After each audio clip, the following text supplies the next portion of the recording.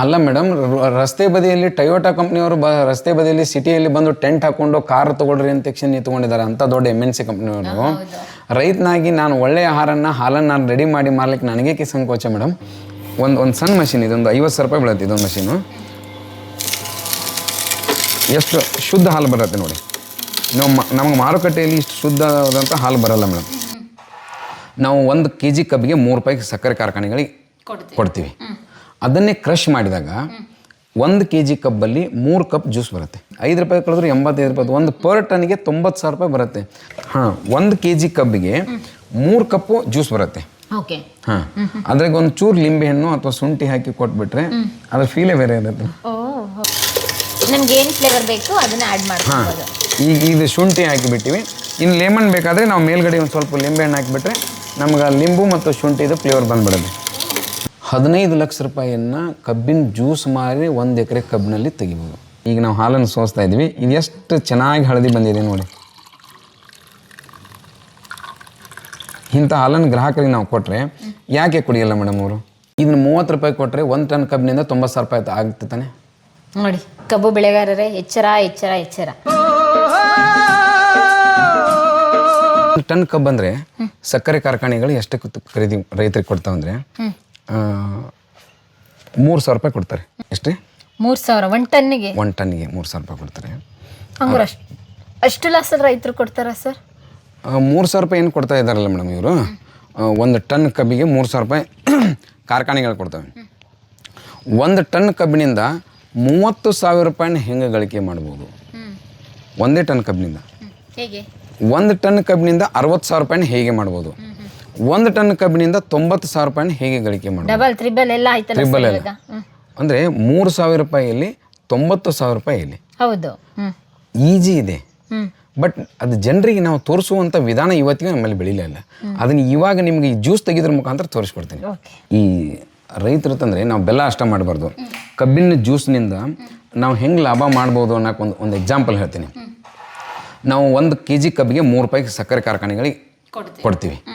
ಅದನ್ನೇ ಕ್ರಷ್ ಮಾಡಿದಾಗ 1 kg ಕಬ್ಬಲ್ಲಿ 3 cup juice ಬರುತ್ತೆ. ಶುಗರ್ ಕೇನ್ ಜ್ಯೂಸ್ ಬರುತ್ತೆ. ನಾವು 10 ರೂಪಾಯಿಗೆ ಒಂದು ಗ್ಲಾಸ್ ಮಾರಿದಾಗ 30 ರೂಪಾಯಿ ಆಗುತ್ತೆ. 3 ರೂಪಾಯಿ ಇನ್ವೆಸ್ಟ್ಮೆಂಟ್ ಮಾಡಿರ್ತೀವಿ. 2 ರೂಪಾಯಿ ಎಲೆಕ್ಟ್ರಿಷಿಯನ್ನು ಮತ್ತು ಲೇಬರ್ದು 2 ರೂಪಾಯಿ ಖರ್ಚು ಮಾಡಿರ್ತೀವಿ. ಅಂದರೆ 5 ರೂಪಾಯಿ ಖರ್ಚಲ್ಲಿ ನಾವು 30 ರೂಪಾಯಿ ಗಳಿಸ್ಬೋದು.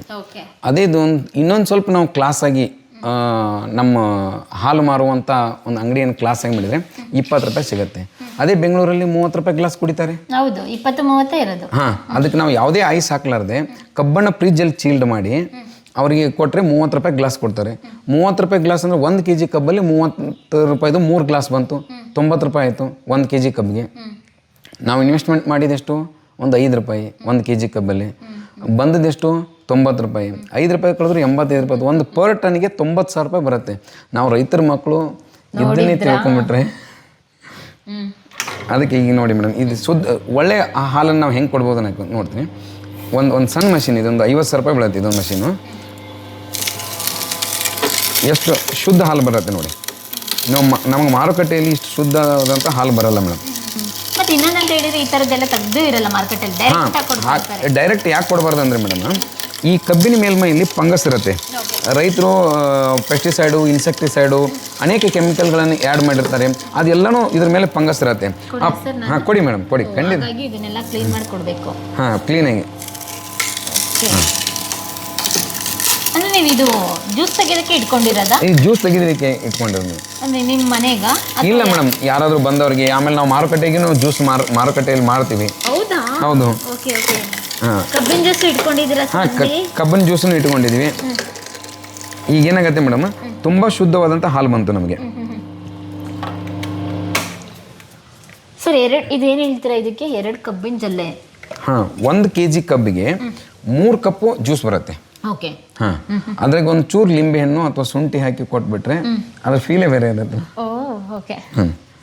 ನೋಡಿ, ಪ್ಯೂರ್ ಆರ್ಗ್ಯಾನಿಕ್ ನೀವು ಜ್ಯೂಸನ್ನು ಕುಡಿತಾ ಇದ್ದೀರಿ ಇವಾಗ. ಈಗ ನೋಡಿ ಶುಂಠಿ ಸಾಕು. ಈ ಶುಂಠಿ ಆ್ಯಡ್ ಮಾಡಿಬಿಟ್ಟು ನೀವು ಪ್ರೆಷರ್ ಕೊಡಿ.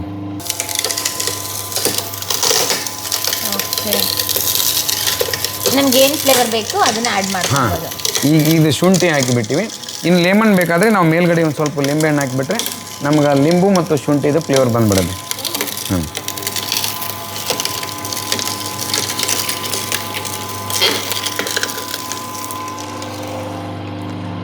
ಈಗ ಏನಾಗುತ್ತೆ ಮೇಡಮ್ ಇದು ನಮಗೆ ಶುದ್ಧವಾದಂಥ ಹಾಲು ಬರುತ್ತೆ. ಇಂಥ ಹಾಲು ಸಿಗೋದಿಲ್ಲ. ರೈತರ ಮಕ್ಕಳು ಚೆನ್ನಾಗಿರುವಂಥ ಇಂಥ ನೀವು ಶುದ್ಧ ಹಾಲನ್ನು ಕೊಡಲಿಕ್ಕೆ ಗ್ರಾಹಕರಿಗೆ ಹೇಳಿದರೆ ಅವ್ರು ಖುಷಿಯಿಂದ ಜನ ಕುಡಿತಾರೆ. ಹೌದು ಹೌದು. ಹಾಂ, ಖುಷಿಯಿಂದ ಕುಡಿತಾರೆ. ಈಗ ಇಷ್ಟು ಹಾಲು ಬಂತು ಮೇಡಮ್. ವಾವ್, ಒಂದು ಮುಕ್ಕಾಲು ಬಕೆಟ್ ಬಂತು. ಒಂದು ಮುಕ್ಕಾಲು ಬಕೆಟ್ ಬಂತು ನೋಡಿ, ಕಬ್ಬಿನ ಜ್ಯೂಸಿಂದಲೇ ಎಷ್ಟು ಲಾಭ ಮಾಡ್ಬೋದು ಅಂತ ಸರ್ ಹೇಳ್ಕೊಟ್ರು. ಯಾರೆಲ್ಲ ಕಬ್ಬಿನ ಜ್ಯೂಸ್ ಅಂಗಡಿ ಇಟ್ಕೊಂಡಿರ್ತೀರಾ ಮತ್ತು ಕಬ್ಬೆಲ್ಲ ಬೆಳೆದು ಮಾರ್ತಾ ಇರ್ತೀರಾ ನೋಡಿ, ಅವ್ರಿಗೆಲ್ಲ ಒಂದು ಐಡಿಯಾ ಸಿಕ್ತು. ದುಡ್ಡಿಗೆ ದುಡ್ಡು ಹೇಗೆ ಮಾಡೋದು ಅನ್ನೋದನ್ನ ತಿಳ್ಕೊಬೇಕು. ಯಾಕಂದರೆ ₹3 ಕಬ್ಬು ಇರುತ್ತೆ, ಅದನ್ನು ₹90 ಹೆಂಗೆ ಕನ್ವರ್ಟ್ ಮಾಡಬೇಕು, ₹3 ಕಬ್ಬನ್ನು ನಾನು ₹30 ಹೆಂಗೆ ಮಾಡಬೇಕು.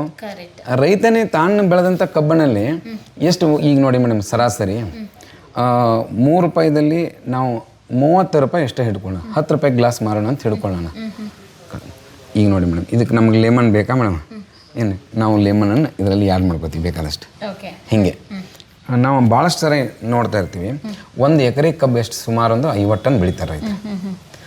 1 ಟನ್ ಕಬ್ಬಿನಿಂದ ನಾವು ಈ 1 ಟನ್ ಕಬ್ಬು ಇರುತ್ತಲ್ಲ ಮೇಡಮ್, 1 ಟನ್ ಕಬ್ಬಿಗೆ ₹30,000 ಅಂತ ಅರ್ಥ ಮಾಡ್ಕೊಳ್ಳಿ.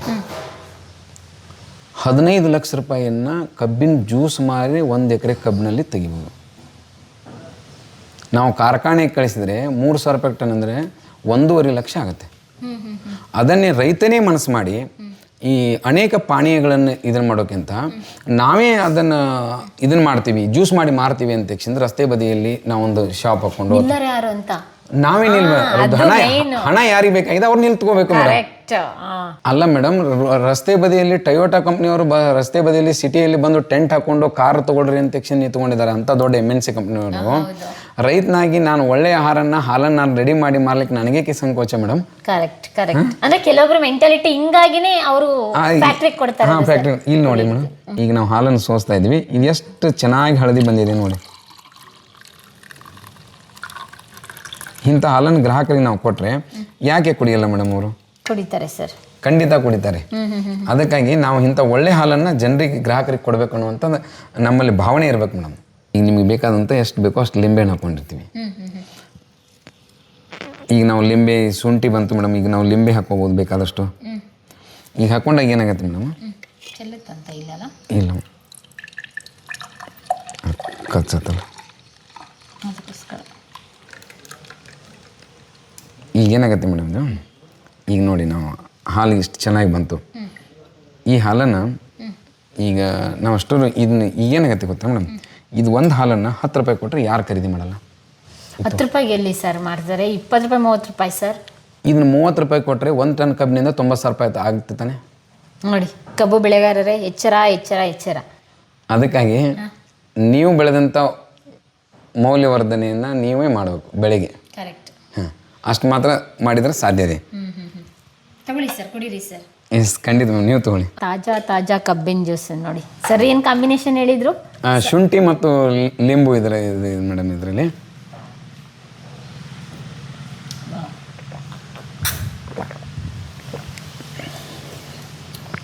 ಏನಿದಕ್ಕೆ ಐಸ್ ಕ್ಯೂಬ್ ಏನು ಬೇಡ, ಅಷ್ಟು ತಂಪಿದೆ. ಬೇಡ ಮೇಡಮ್, ಈಗೆಲ್ಲ ಈಗ ತಂಪಿನ ವಾತಾವರಣ ಇದೆ. ಬೇಸಿಗೆ ದಿನದಲ್ಲಿ ಗ್ರಾಹಕರಿಗೆ ನೀವು ಐಸ್ ಹಾಕಿ ಕೊಡಬೇಡಿ ದಯಮಾಡಿ. ಈ ಕಬ್ಬನ್ನು ಚೀಲ್ಡ್ ಮಾಡಿ ಅದನ್ನೇ ಫ್ರಿಜ್ಜಲ್ಲಿ ಇಡಿ. ಓಕೆ, ಅದನ್ನು ಕೊಡಿ, ತುಂಬ ಚೆನ್ನಾಗಿರುತ್ತೆ. ಐಸ್ ಕ್ಯೂಬ್ ಹಾಕಿ ಕೊಡೋದ್ರಿಂದ ಅದು ಎಷ್ಟು ಒಳ್ಳೇದಿರುತ್ತೋ ಬಿಡುತ್ತೋ ಗೊತ್ತಿಲ್ಲ. ಪ್ರಿಯ ವೀಕ್ಷಕರೇ, ನಾವು ತೋರಿಸುತ್ತಿರುವ ಇತಿಹಾಸದ ಕಥೆಗಳು ಕನ್ನಡದ ಕಲೆ, ಸಾಹಿತ್ಯ, ಸಂಸ್ಕೃತಿ, ಜನಜೀವನ, ಇತಿಹಾಸ ಸೃಷ್ಟಿಸಿದ ಜನಸಾಮಾನ್ಯರ ಅಸಾಮಾನ್ಯ ಕಥೆಗಳು ನಿಮಗೆ ಇಷ್ಟ ಆಗಿದ್ಯಾ? ಹಾಗಿದ್ರೆ ವಿಡಿಯೋ ನೋಡಿ ಸುಮ್ಮನಾಗ್ಬೇಡಿ, ಶೇರ್ ಮಾಡಿ, ಸಪೋರ್ಟ್ ಮಾಡಿ, ನಮ್ಮೊಂದಿಗೆ ಜೊತೆಯಾಗಿ. ಇದು ನೀವೇ ಬೆಳೆಸಿದ ನಿಮ್ಮ ನೆಚ್ಚಿನ ಡಿಜಿಟಲ್ ಮಾಧ್ಯಮ. ಇನ್ಮುಂದೆ ನಿಮಗಾಗಿ ಇನ್ನಷ್ಟು ವಿನೂತನ ಶೈಲಿಯಲ್ಲಿ ಬರಲಿದೆ. ನೈತಿಕ ಬೆಂಬಲದ ಜೊತೆಗೆ ಆರ್ಥಿಕ ಬೆಂಬಲ ನೀಡಿ. ನಿಮ್ಮ ಬೆಂಬಲವೇ ನಮಗೆ ಪ್ರೇರಣೆ, ಸ್ಫೂರ್ತಿ ಕೂಡ. ನಿಮ್ಮ ಬೆಂಬಲದೊಂದಿಗೆ ನಮ್ಮ ಪಯಣ ಮುಂದುವರಿಯುತ್ತಿದೆ. ಸಾಮಾಜಿಕ ಬದಲಾವಣೆಗೆ ಜೊತೆಯಾಗಿ ನಮ್ಮ ಮುಂದಿನ ಪೀಳಿಗೆಗೆ ಕರ್ನಾಟಕದ ಇತಿಹಾಸ ಉಳಿಸೋಣ.